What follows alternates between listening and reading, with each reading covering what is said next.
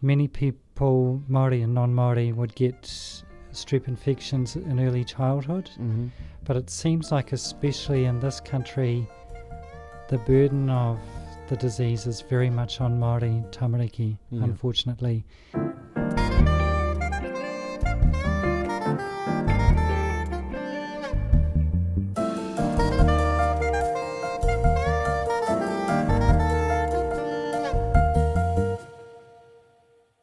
Kia ora koutou katoa and welcome to episode 2 of the Tūhoe Hauora podcast, Rheumatic Fever series. Today we have a special guest, Dr. Michael Hurd. Would you care to introduce yourself for our whānau out there, please?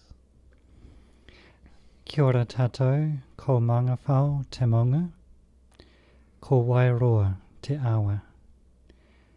No tamaki ahau, ko Hurd toku whanau.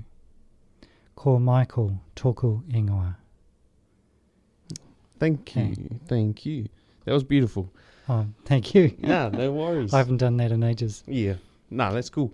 So, for our listeners out there, can you tell them a bit about your profession, what it is you do? Okay, so I'm a pediatrician. I work at Whakatāne Hospital and I do clinics in Hauora and Tāniatua. So I look after babies and children and young people up to kind of 15, and then unofficially sometimes after that if they're well known to our service. Yeah, that's awesome. Yeah, because I think I've known you probably a little over a year and a half since I started working here. You were running clinics here in Tāniatua, eh? True. Yeah. So I came here about 5 years ago. Cool. And it was just as a locum, like a temporary job for a few weeks. And wow, it's 5 years now. Yeah, it's been 5 years. Permanent now. Yeah. And I do have a deep local connection. Back in the 1970s, my uncle, he worked in Hauora. Oh, awesome. And he's buried there now. True. And one of the first weeks I came here in 2019, I went to visit him. And it was beautiful how the people in the town must have looked after the cemetery and the people there. It's 100%. I have whānau buried in Kawedo as well. Attended their tangihanga over there, and I think the space is well maintained. It's good. Yeah, it's been a while since I've been over in Kawedo ways to visit, but other than that, it is beautiful out there. Just to get into the rheumatic fever topic. Yeah. For our whānau out there that are listening, how do whānau actually get rheumatic fever, especially our tamariki and stuff? Like, who can get it and how can they get it? Well, anyone can get it. And you get it if you've had an infection with a bacteria called Streptococcus pyogenes. And another name for that is group A strep. Yeah. A lot of people will just say it's strep, but it's that particular bacteria. And many people, Māori and non-Māori, would get strep infections in early childhood. But it seems like especially in this country, the burden of the disease is very much on Māori and Tāmariki, unfortunately. And there's a whole lot of social and economic reasons for that. And the thing about it is that there's a lot about rheumatic fever we don't really understand. So one thing about it is it's not just one strep throat infection then leads to rheumatic fever. It seems to be a series of them. Yeah. If you have so many over a period of time in childhood, those seem to be the tamariki who eventually they get it again, and then maybe days or weeks later they start getting arthritis, skin rashes, maybe heart murmurs, other things. Yeah. And the fever part of it was that many of these kids would have a grumbling, not very high fever that went on. I remember one of my teachers at Starship Hospital explaining the history of research in rheumatic fever, and she had looked at research from Europe and North America in the early 20th century, before penicillin, before antibiotics.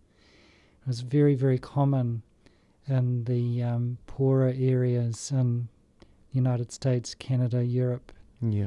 And the rates of rheumatic fever at that time, similar to what we see in South Auckland Yeah. in New Zealand, and similar factors, overcrowding, lots of children all in one place, swapping the strep throat between them. Yeah, in like a school environment. Or at home even, just overcrowded houses, all those things. And so for the rest of the world, you look at the United Kingdom or other countries in Europe, they've gone from pretty high rates of rheumatic fever just over 100 years ago to where now it's like this incredibly rare disease that they never see. Yeah. That's a thing, it's in the textbook, and no one's actually come across it. It's very, very rare. Yeah. And then if you look at other countries, say Africa through Asia, South America, again, a lot more common. So it's quite a common disease worldwide, but in rich countries, rare. Yeah. And then Aotearoa, New Zealand, something isn't right here. We're meant to be a rich country, but we've got this significant issue. Yeah, and it's an issue of almost like the socioeconomic environment. Yeah. It is, So it's affecting a lot of the lower socioeconomic communities than it is the higher. Yeah. I remember Diana Lennon at Starship, like a lot of people had asked, is there some genetic factor amongst Māori or Polynesian people? But her thinking was, no, you look at the stats, same rates in non-Māori people in other countries in the same living conditions. It's not necessarily that at all. Yeah. No. Not a genetic thing, it's not as far as we know. thing. No, I don't think so. Yeah. And if you look at that, that's really good research evidence to say it's not as specifically bound to one ethnicity or one racial group at all. Yeah. Yeah. No, that's cool. Which is in some ways helpful in that certainly even if it was genetic, how could we fix that? You know? Yeah, so it's cool to see or just cool to hear your understanding from that point of view, and especially how you said it's actually a developmental thing. Yes. So it's a consistent case of getting strep. Yes. And it's not just get strep, get rheumatic fever, but it's a continuous seems to be thing. multiple episodes of getting it. And sometimes the strep will be in the throat or an ear infection.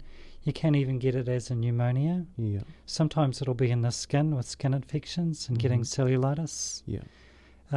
So it can... strep loves the human body. Yeah. It'll latch onto us any way it can. Yeah. So the bacteria is obviously more common for strep throat, but streptococcus, the bacteria, can actually come in through different all types of those routes. Yeah. Wow. And there are other types of streptococcal bacteria. So we're talking about group A strep here. There's actually a group B, a group C, and then there's other groups. Yeah. But specifically, it's the group A strep that causes rheumatic fever and then rheumatic heart disease. Yeah. Yeah. Yeah, interesting. And other interesting things about it is it's almost universally sensitive to penicillin or amoxicillin. Mm-hmm. Despite us prescribing for years and years, fortunately we don't have resistance. It's just a unique thing about it. It just hasn't changed. Yeah, that's good. So for the great majority of people, we can treat them with amoxicillin. We tend to use that because it tastes a bit better than the penicillin. It works just as well. And there's a few people who may be allergic to penicillin, very low number, maybe would use a non-penicillin antibiotic. Yeah, that's good that like no resistance has built up for that. So far. Yeah, so far. But it's actually interesting because our previous guest, Rameka Tūhaka, I'm not too sure if you're familiar with him, but he actually developed rheumatic fever. Oh, wow. But this was years and years ago, and back when he was I think he was about 10 years old, and he used to have to get penicillin shots regularly. Yes. I think like monthly or something yes, like that. that's right, yes. Yeah, and they'd have to, it'll be an injection as well. So it Yes. wouldn't be like kind of how it would be nowadays. right. You can get a pill for amoxicillin. And So I need to talk about those injections, yeah. yeah. So perhaps we'll talk a little bit about the definition of rheumatic fever and then the reason you have the injection. So rheumatic fever, there isn't a single blood test or lab test for it. Mm-hmm. And so it's a collection of things. So we look at major important signs like arthritis, heart murmurs where the heart valves have changed. Mm-hmm. Those are what we call major criteria. And then there are other minor criteria, for example, blood test results, changes in the heart rhythm that you can see on ECG. Yeah. And also finding, if you do a throat swab, finding strep in the person's throat or on their body. Yeah. So we don't jump to a diagnosis of rheumatic Like fever really quickly. Mm. You have to be really careful to use the set criteria that have been laid down for many years now. Mm-hmm. And the reason for that is we don't want to overdiagnose people with rheumatic fever. We want it to be accurate diagnosis. And the reason for that is accurate diagnosis leads you to correct treatment, of course. Yeah. But also treatment of rheumatic fever is unpleasant because we can treat initially in hospital with some amoxicillin, bed rest, monitoring their heart, monitoring their condition. But then long term after that, we want to prevent the streptococcal bacteria coming back. Yeah. Because say you have like some rheumatic fever, you might only have joint pain and that resolves and there's no heart changes. We know from bitter experience, if you get rheumatic fever a second time, possibly second time round, it's much worse. And even if you've got heart damage from the first time, the second time would be worse. Yeah. Considerably worse, to the extent that the heart valve may be damaged so badly that the person needs an operation on their heart valve. Yeah. So when I was training at Starship, they really put the fear of God into me in terms of if any kid has some of those signs, you go through the full process, check them out. If they meet criteria for rheumatic fever, fine. Then we put them on penicillin every month by injection to stop them getting another attack of strep. Yeah. And the whole point of doing that is to hopefully we can stop that child needing an operation. Yeah. Or even a second operation. Yeah. So that's the point of the injections. Yeah. The injections, I wish we had a better treatment. People have tried taking medicine by mouth, tablets, things like that. Yeah. Even if you're really, really good at that, research shows there's still some people still get a second attack. Occasionally it does happen. Yeah. So the injections of penicillin work more effectively than it's more effective. Yeah. Than oral medicines and things. Yes. Yeah. And at least with what the nurses in the local area could provide, it means that parents aren't doing it. It's this neutral person comes in on a certain day, bang, it happens. It's all gone. Yeah. And we treat up until the young people are 21. That's a sort of a traditional length of treatment where it's thought the risk of getting group A strep is higher up until you're 21. Yeah. And then after that it's less common. Yeah. But adults, you could be in your 30s, 40s, 50s, get a further strep infection, and occasionally those older people would get rheumatic fever too. Yeah. So it can strike even as late as that. But the highest rate is certainly younger. From about the age of 3 up into the primary school years. Yeah. Another interesting thing that we don't understand about group A strep and rheumatic fever is little children under 3, they might get the odd strep infection, but that's rare. Yeah. And they don't seem to get rheumatic fever under that age. Yeah. So there's something about the immune system maturing and getting primed and then getting really ready to respond to the next strep infection. But unfortunately what happens is in the immune system trying to fight that group A strep, it makes some antibodies. So these are proteins which attack the bacteria, but they also go into the joints. And they also go into the heart valve. And that's the problem, is the person's immune system is so primed, it's like been attacked so many times and it's just ready to go, bang, and then it's just too strong. Yeah.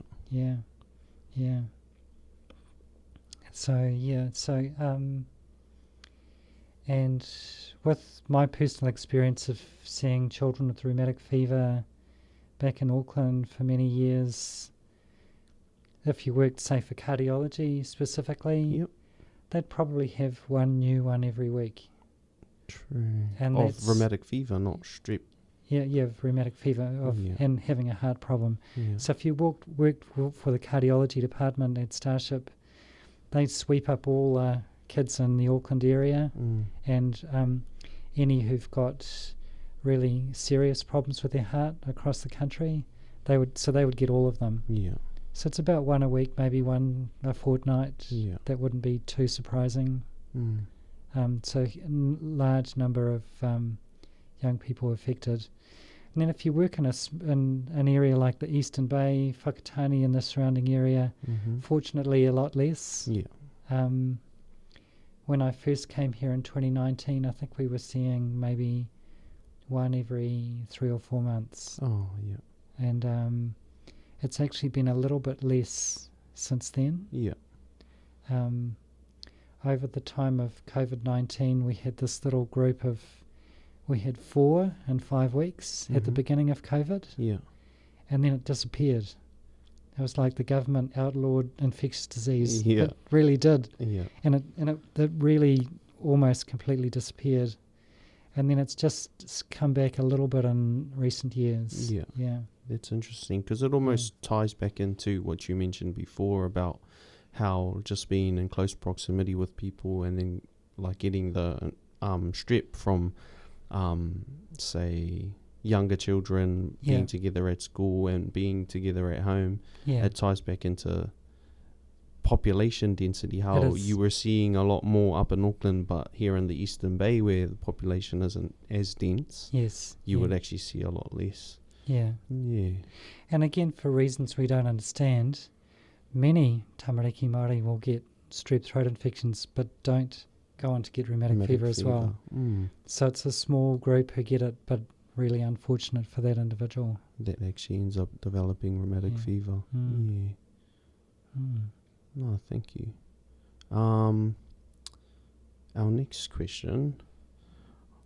Sorry, I'll just have to check my phone. I might have to edit this part out. But actually you've pretty much nailed that kind of what the symptoms are as well, because you can develop skin rashes, it can come into your ear, it can start off in your heart and it can start off in your throat. But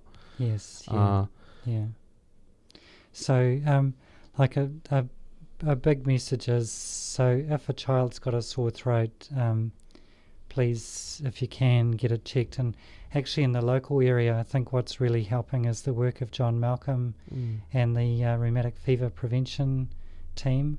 All of those kaimahi who are doing that work, swabbing kids in schools or wherever they can get them done, so that they can have their throats checked and have some antibiotics prescribed. That's really helped a lot. And the recent work in recent years that John Malcolm's been doing is to write up all that work as a research paper, a series of research papers, partly I think so he can show the government, please keep this funded, because it is working.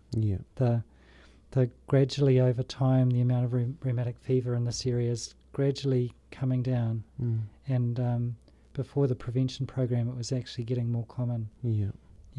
I know, because our rheumatic fever kaimahi Dolly, she's out 4 out of the 5 days during the work week, and inside our schools, and I share a room with her, our desk across the road. Yeah. And yep, she's always on the phone making sure people understand to make sure their tamariki have to have their doses regularly. Make sure to pick up their prescriptions and follow up with the path lab on test results from strep if they've got strep. Yeah. And I can understand that with a lot of the other kaimahi around that are doing that same mahi, it will definitely be making an impact. Oh, it is. Yeah. I've heard word of Dr. Malcolm as well. Oh, yes. He was previously doing the role that you were doing. Yes, he was a pediatrician with us up until 2021, I think. Yeah. I think he was well over 70. And still really out here doing the work. Yeah. He kind of was banned from the hospital because he was too old to work during COVID. But he's now he's not doing clinical work now, but he's in research, documenting all the data, all the things that have happened, so that in the future people can look back and sort of see what happened here and see, this work is making a difference and it needs to continue. Yeah. No, that's awesome. I know that you've brought some statistics along. Oh, yes. And what I might end up doing is actually putting a link to some of those things in the PowerPoint slides that you've developed for our listeners out there. Sure. I'll end up putting a link probably underneath in the description of our podcast, and make sure that whānau have access to the resources that you've brought. So the stats I've got here, these are from Te Whatu Ora. They were just published, I think, a couple of weeks ago, so November 2024. And if you look at, I don't know if you'll be able to put this on the video, but if you look at this chart here, this shows the number of cases over time, and it's measured in how many people per 100,000 across the country get it. And kind of here is COVID. So that's that bit where it dips down. Yeah. Oh, and I can see from what you mentioned before how after COVID actually and then it's bouncing back up, unfortunately. Yeah. But you could sort of see even before that it was higher before. Yeah. And possibly this is back in from about 2008, 2009 onwards, the government doing more about it in terms of prevention. So you can sort of see this level up here. Yeah. That's hopefully a step down and then further down into the future. Yeah. That'll be cool, because I think during that time I remember seeing the Rheumatic fever campaign. You're probably familiar with it or remember it. At the time, I think there was a young boy, and I think he was of Pacifica, young boy. Oh, and he had he had the scar. The thoracotomy scar, That would have been from the operation or something that he might have had. Yes. So that's for open heart surgery. Yeah. Because it can get that far, they'll need to actually do open heart surgery. And that's actually, for me, a feature of people in the Eastern Bay of Plenty. A lot of them have that. Yeah. And you notice it like it's... it might be a mum or an uncle or some other whānau member, and that's interesting. So it might be the child's in the hospital, we're thinking about the diagnosis, and then these people come and visit and you think, oh, okay, this family have lived this. Yeah. They've experienced they it. know about it. Yeah. Which in some ways is kind of sad, but it's also kind of good in that they... helping can advocate make decisions, for those others that could be in that situation.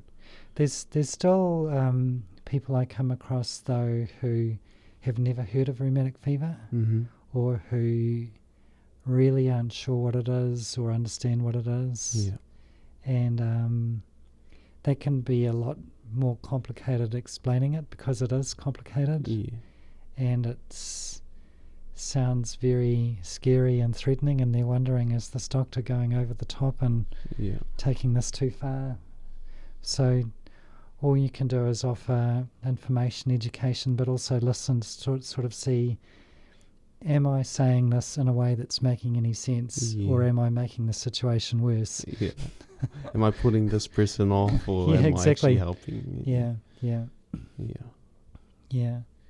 So I was hoping to see a patient today who might have rheumatic fever, and they haven't come to clinic. So for me, I think that's someone I've just got to be a bit annoying, and I've just got to chase that whānau and say, hey, look, we've got to take this where it's going to go, and we've got to give your child the care that they need. Yeah. And hopefully it's nothing. Hopefully I don't have to, but... Yeah, fingers crossed. Yeah. Yeah.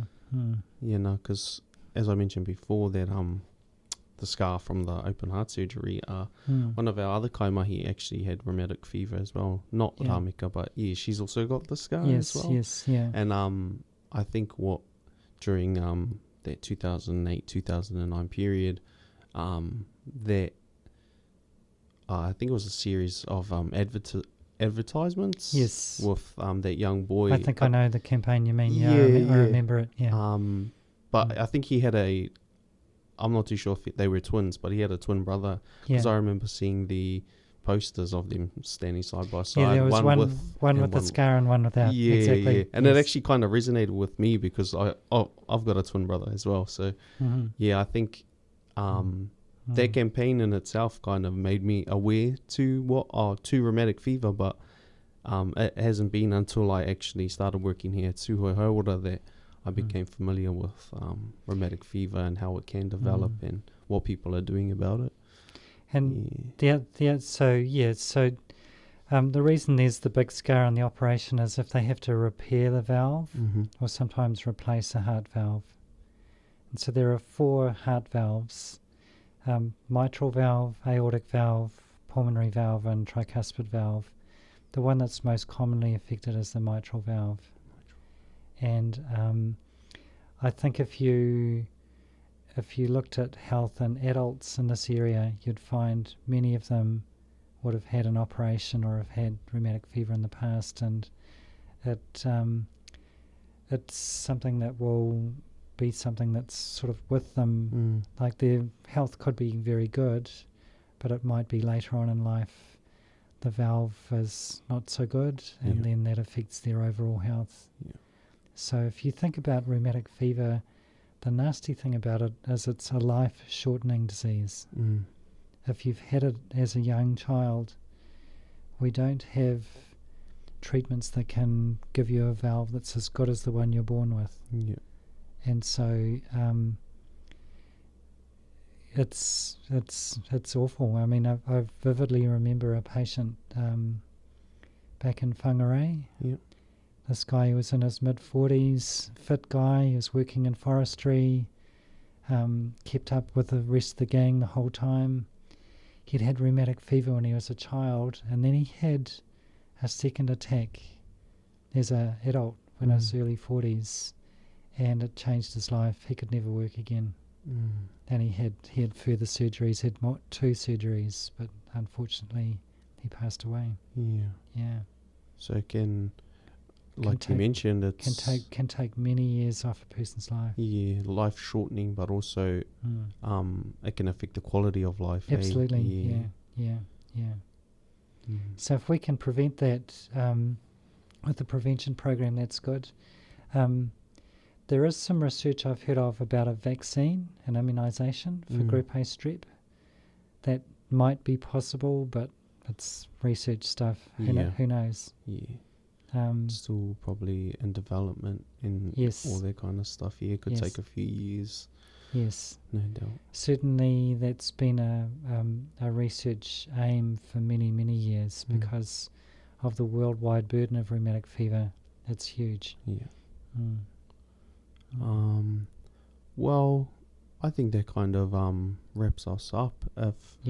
What I would like to ask is actually if you have a specific message for our listeners out there about rheumatic fever, what they can do in particular. There's a few things. So I see a lot of parents who they're worried about the rheumatic fever. They notice their tamarikis getting the throat swabs done and they get strep a few times, And then they ask me, what can we do to stop this, stop the strep coming back? So a few other things can be really careful about your dental health. The strep loves to live in the teeth, particularly if you've got any tooth decay. Yeah. So if that's happening, take them to the dentist, get that all sorted. That's really important. The second thing can be cuts, scratches, skin. Yep. There's a bit of research showing if you're getting the strep in your skin, if you've got eczema or cuts and scratches, it's not as risky as a sore throat, but it's another way to get it. So again, if you're looking after that, that will help. If, say, one child is getting recurrent strep throat in a household, maybe check out all the adults and the other people in the house. Yeah. It might be several people might need the same issues treated, like have their throat checked, have their teeth checked, and try and get it out of that entire household. Yeah. That may be a way to stop a child getting multiple strep throats. Yeah. So that's some other sort of useful prevention. Yeah, that's awesome. Things that people can actually do. Yeah. Yeah. And people do try other things. They try probiotics. Yep. So there are some probiotics lozenges you can take. And what these are, they've got a different streptococcal bacteria. It's not the group A one, it's a different one. But it's a bit like you hope that gets in and that competes with the group A strep and it pushes it out. It's a bit like you've got a field full of gorse and you plant some manuka and the manuka grows up and it overshadows the gorse, and then the gorse is less and less and maybe it's just on the edges. It's exactly like that. Yeah, that's a good analogy for it. Yeah, so that's what probiotics do. The research behind them is not quite as good as the penicillin. Yeah. Like there's that little bit of gorse on the edges kind of problem still. It's not clearing the whole. Yeah. But you can buy some probiotics. So again, it's an expensive thing if you want to buy it, and you have to take it every day. But it's another thing some people try. Yeah. Oh, awesome. Yeah. Well, on behalf of our listeners and on behalf of our organisation, I'd just like to say thank you. Sure. I appreciate you for coming in and sharing your kōrero with our listeners and myself. I found it like super educational, and I was really interested. You had drawn me into a lot of your expertise, so thank you. Thanks again. Cool. To our listeners out there, thank you for listening, and catch us in the next episode. Ka kite. Ka kite anō. Thanks.